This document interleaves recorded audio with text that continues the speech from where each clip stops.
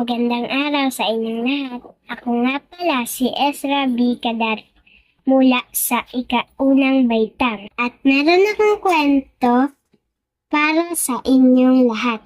Tara, simulan na natin. Ang Leon at ang Daga.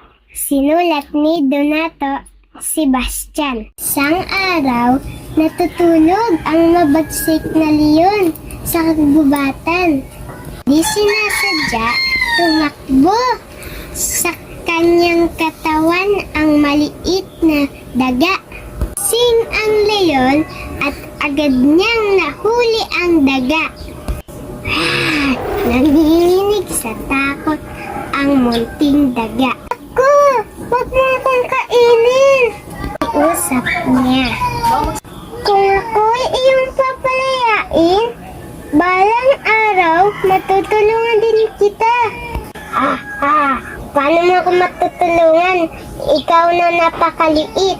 Ngunit naawa ang leon at pinakawalan niya ang munting daga. Lipas ang ilang araw, nahuli ang leon ng matibay na lambat ng mga ngaso. Pilit siyang kumakawala pero hindi niya magawa.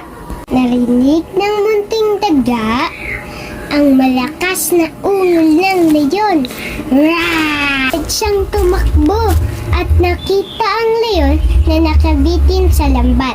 Bilis na kinagat ng daga ang mga lubid hanggang sa maputol ito. Sa wakas, nakawala ang leon. Maraming salamat, munting kaibigan. Ika ng leon. Ngayon napatunayan ko na kahit maliit, may malaking maitulong. Mula noon, naging magkaimbigan ang leon at ang daga. Munting paalala, ang kabutihan hindi nasusukat sa laki ng katawan, kundi sa laki ng puso. May salamat po sa panonood.